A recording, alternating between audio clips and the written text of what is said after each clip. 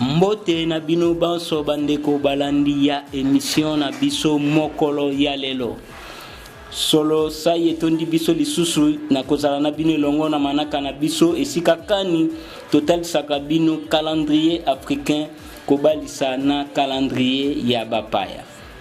Nde na lombango tokei kotalisa bino lelo tozali bongo mokolo mwankenge mwa motoba na sanza ya misato na bopemi ya mibale neleko ya mvula tete na mobuka moko na tuku misato na moko oyo tokolimbola.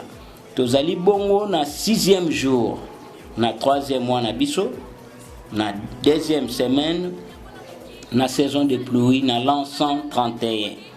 Esika kani ezali kobala na bongo na manaka ya bapaya oyo tozali mardi le 26 novembre 2019.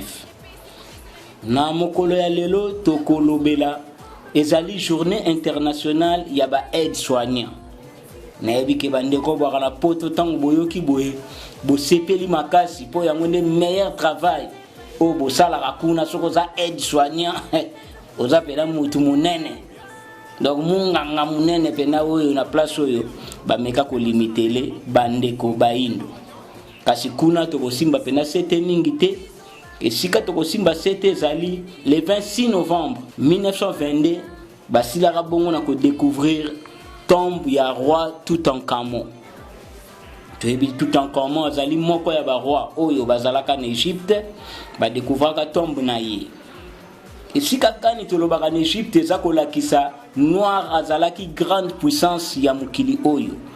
Parce que na kati ya tombe wana esika bakene kokuta bakutaki ba or ba objet en or ba coupe ba couronne ba bracelet oyo la kisake industrie munene ya transformation ezalaki na époque wana antiquité bakutaki nzoto na ezali oyo bakendaki ko étudier yango na ba laboratoire ndenge na ndenge pe na ba scanner ya ndenge na ndenge oyo système ya ko ambome wana ezana ba nzoto moko te ya mindele ya tangu wana ata yezwa ya kilobilobi na l'an 0 nzoto emonana te kasi kaka mikuwa na ende yaki kozala découvrir na ba année 80 na tombe ya Talpiot. Découverte ya tombeau ya roi Toutankhamon eza kolakisa ete bayindo tozalaki bato ya minene pe tozalaki makamba minene soki tombe déjà eza na ba merveille ya bongo nzoka toyebi tombe na palais tombe eza eloko moko ya muke.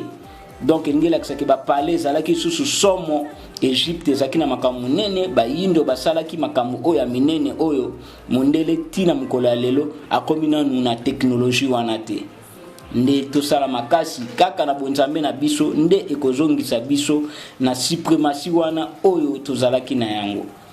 Tala na bokuse oyo tokoka kotalisa bino na mokolo mwa lelo totombeli bongo mbotama elamu na bandeko banso babotama le 26 novembre pe totombeli na bandeko banson baindo bisika bozwami mokolo mwana mu mwankenge nde tokutani na manaka oyo ezali koya.